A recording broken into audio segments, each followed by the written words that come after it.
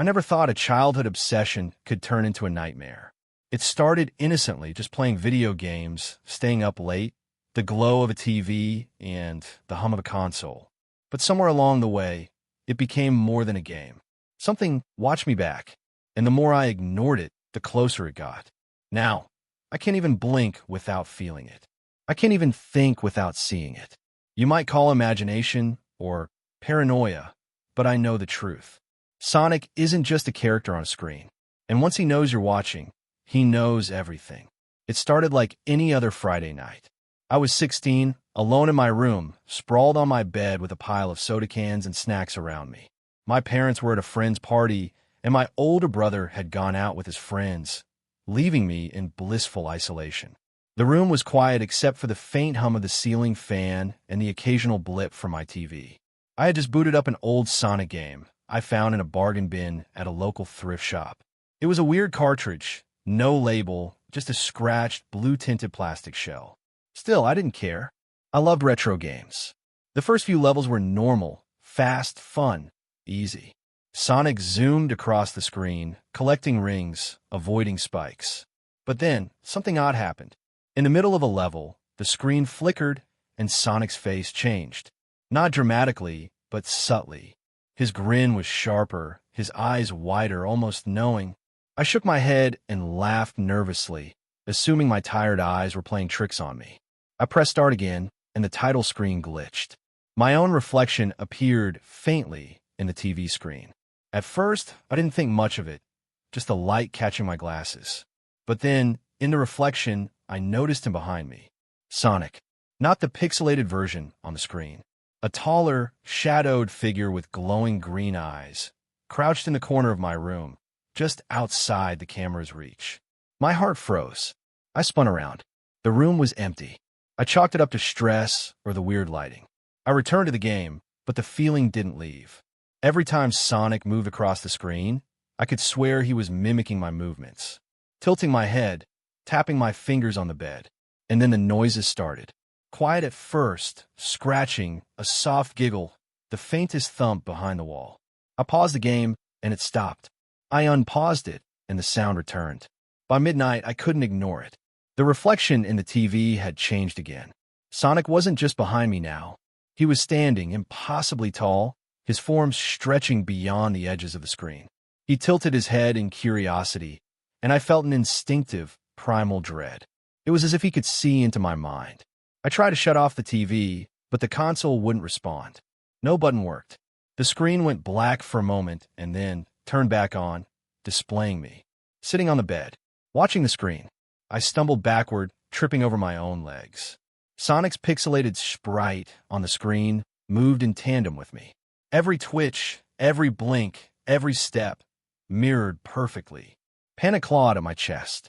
I ran to my door, but it slammed shut on its own. The scratching sound intensified, like claws on wood. I pressed my ear to the door. Someone or something was breathing on the other side. Low, hissing breaths. I screamed, pounding on the door, praying my parents would hear me, but they were miles away. When I looked back, the TV showed a new scene. Not the game. My room. My bed. My empty chair. And in the corner, Sonic, grinning, pointing directly at me. His pixelated hand seemed to reach out of the screen into my room. My blood ran cold. The rest of the night blurred into madness. The scratching became footsteps, the giggles became whispers, and the figure never left the corners of my eyes. Every reflective surface, my window, the TV, my phone screen, showed him, always watching. By morning, I was exhausted, trembling. The game cartridge lay on the floor, cracked, and the TV was off. I thought I was free. I wasn't. Because now, every time I turn on a screen, every time I glance at a reflection, I see him. Sonic. Watching. Waiting. And he doesn't blink. It began with a sound. A faint, rhythmic tapping that I first dismissed as the old pipes in my apartment building. I lived alone, on the third floor of a nondescript complex. Nothing fancy, nothing terrifying, until that night. I had been working late, the apartment dark except for the soft glow of my computer. I was playing a new Sonic game, the kind that streamed online from obscure fan servers. The download was sketchy, The website even sketchier, but I loved glitches. I loved the thrill of something unpredictable. The tapping came again. Louder. On the walls? No, closer. Behind my bedroom door. My heartbeat quickened, but I laughed nervously. It was a game, just some coincidence. I returned to Sonic, racing him through loops and tunnels, and that's when the glitches started. At first, it was subtle. The screen flickered. Sonic's usual cheerful speed lines twisted into jagged, dark streaks. The music slowed, distorted, as though someone had dragged it through mud. Then came the whispers. Not in my headphones. My speakers hadn't even been on, but soft, fragmented voices repeating words I couldn't fully make out. Look, follow, don't blink. I froze. My eyes darted to the dark hallway outside my room. And there he was, or maybe something there. A shadow that moved too fast, too precise, with a blue outline that flickered like static. The first time I saw it, I thought it was my imagination. But then it moved when I wasn't looking. Sonic, or whatever this thing had become, was mimicking the hallway exactly, as though it knew every inch of my apartment. I backed away from the computer. The whispering grew, forming words I could hear clearly. You shouldn't have looked away. My blood ran cold. I slammed the laptop shut, and the screen went black. Silence, until the tapping returned. This time, it was deliberate. Step, step, step, pacing just outside my door. I wanted to leave. I really did. But when I reached for the doorknob, I froze. The shadow was no longer in the hallway. It was inside, reflected in the mirror across from my bed. Sonic's green eyes glowed. His grin stretched impossibly wide. I could feel the weight of his gaze pressing against my skull. I tried to convince myself it was a hallucination, a trick of the dim light, but that didn't explain the sound of feet pacing behind me when I was already staring at the mirror. My phone was in my pocket. I reached for it, planning to call someone. But when I unlocked it, the screen displayed a live video. Not me, of my apartment from inside. And there he was, standing in the corner behind me. The camera panned as if it were alive, following him. Panic overtook reason. I grabbed my keys and ran, not caring about shoes or coat. The hallway was long, dark, and quiet. Too quiet. My apartment door slammed shut behind me, as if pushed by unseen hands. I turned the corner to the stairs and froze. On every landing, I saw him. Not fully there, like a glitch between worlds, but his outline unmistakable. Blue, fast, grinning, and always watching. I made it outside, heart hammering, lungs burning. The street was empty, silent. No cars, no pedestrians, just fog curling around the streetlights. I ran until I was sure I had escaped.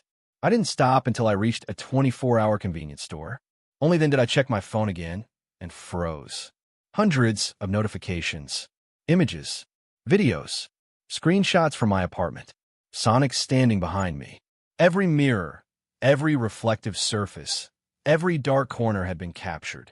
The timestamps showed they had been taken while I was outside the building. I don't sleep well anymore. I don't play games anymore. Not really. Sometimes late at night, when the world is quiet, I hear the tapping again. In my walls, on my windows, following me wherever I go. And every time, I feel the green eyes watching, calculating, waiting. Sonic isn't just in the games anymore. He's in the spaces we leave empty. The spaces we think are safe. And the worst part? He learns. He adapts. Every time I try to ignore him, he finds a new way to appear. Once, I swore I even saw him in a crowd on the street. Just a blur of blue, a sharp green, eye glinting, and a grin too wide to belong to anything human. I don't know if I'm being hunted or just observed, but I know this. Wherever I go, he follows. He always knows. I used to fall asleep with the TV on, not because I was scared of the dark or needed noise, but because silence made my thoughts too loud. The low hum of static, the looping menu music of old games, it grounded me, made the night feel normal, safe. I'd done it for years without incident, until Sonic learned my routine. Back then, my life was painfully ordinary. Community college during the day, late shifts at a grocery store, cheap dinners, cheap rent, cheaper dreams. My bedroom was small, a mattress on the floor, a desk shoved against the wall, and an old flat-screen TV I'd rescued from a curbside trash pile. It worked well enough if you hid on the side sometimes. I hooked up an old console, mostly for nostalgia. Sonic was comfort, childhood muscle memory, bright colors, and speed in a life that felt stuck. That night, I loaded up a Sonic compilation disc I'd owned for years. Nothing special, no weird labels, no glitches, at least not at first. I remember thinking how tired I was. Bone-deep tired. The kind where your eyes burn, but your brain refuses to shut off. I lay on my side, controller loose in my hand, half watching Sonic sprint through Green Hill Zone while the fan rattled overhead. Normal, comforting, familiar. Then Sonic stopped moving. I didn't press pause. The music kept playing, but Sonic stood frozen mid-run, one foot lifted, body tilted forward unnaturally. I frowned and tapped the controller. Nothing. I assumed the game had lagged. It happens sometimes. That's when Sonic turned his head. Just his head. He didn't face forward like he was supposed to.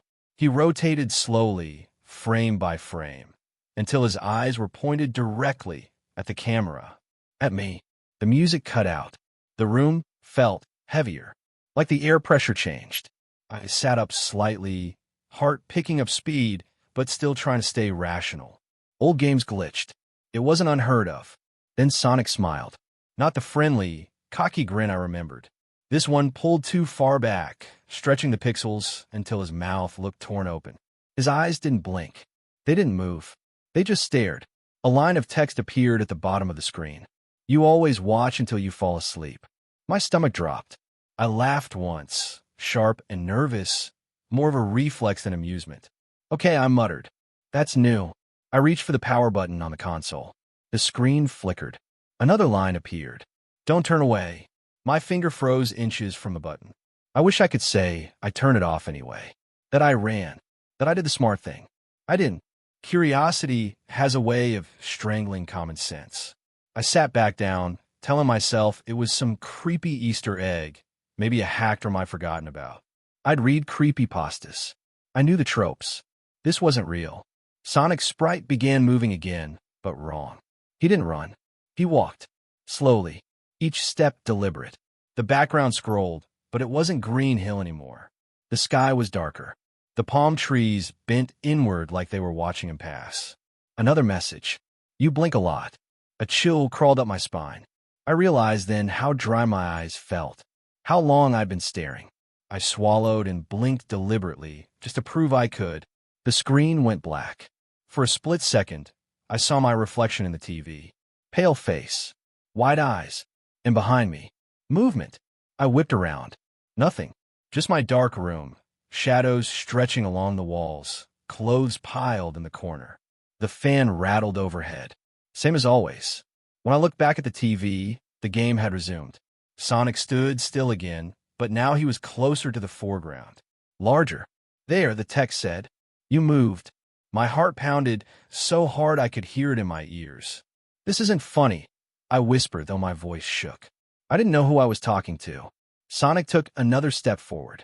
The screen dimmed around him, the edges blurring, as if he were stepping out of focus, or into it. I move when you don't look. The lights flickered. I snapped my gaze away from the TV for less than a second, just long enough to glance at the lamp on my desk. When I looked back, Sonic was closer. So close I could see individual pixels trembling around his outline.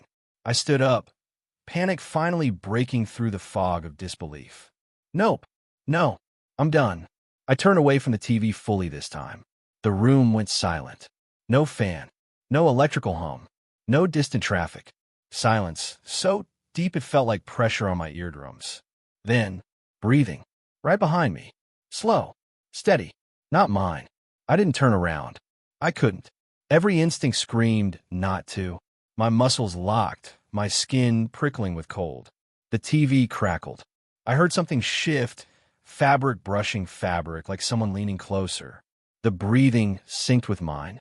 When I finally worked up the courage to turn, the room was empty. The TV was off.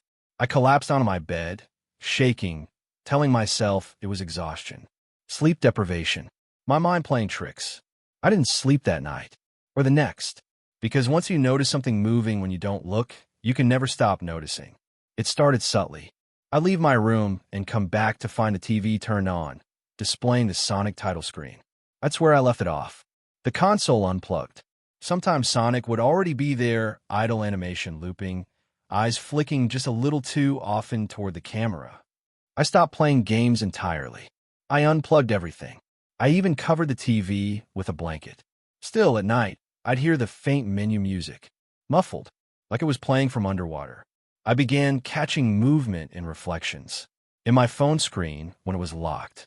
In the dark glass of windows. Always blue. Always fast. On the moment I focused. The messages escalated. They appeared on my phone. My laptop. Once carved faintly into the condensation on my bathroom mirror. You're getting better. You don't blink as much anymore. I started timing my blinks. Holding my eyes open until they burned. I was terrified of what might happen if I didn't see him move. One night, I woke up unable to breathe. Something heavy pressed against my chest. I opened my eyes. Green, glowing. Too close. Sonic crouched on my chest, knees digging into my ribs, face inches from mine. He wasn't pixelated anymore. He was wrong. Textured like static and shadow, edges blurring, eyes glowing like LEDs. "Don't look away," he whispered. His voice sounded like corrupted audio. Layered, echoing. I squeezed my eyes shut. The pressure vanished. When I opened them again, I was alone. But my bed sheets were wrinkled like someone had been kneeling there. I stopped sleeping altogether. That's when I learned the worst part. You don't have to look at him for him to move. You just have to stop being aware. Micro sleeps. Blinks you don't remember. Moments when your attention drifts. He uses those. I started seeing evidence. Objects moved slightly. Doors ajar. Footprints in dust that weren't mine. One morning, I found the TV uncovered. The blanket lay neatly folded on the floor. On the screen was a paused image. My bedroom. From behind me. A caption beneath it read, "Almost caught you sleeping." I moved out 2 days later. Left everything behind. New city. New apartment. No TV. No consoles. Bare walls. It helped. For a while. Until last night. I was brushing my teeth, staring at my reflection, when the lights flickered. For just a fraction of a second. My reflection smiled when I didn't. And behind it, a blur of blue. I haven't looked away since. I'm writing this with my eyes burning, tears streaming down my face. I can feel him somewhere in the room, waiting for me to slip, waiting for the moment I blink too long. Because once Sonic knows you're watching, he waits for the moment you can't anymore. And when that happens, he moves.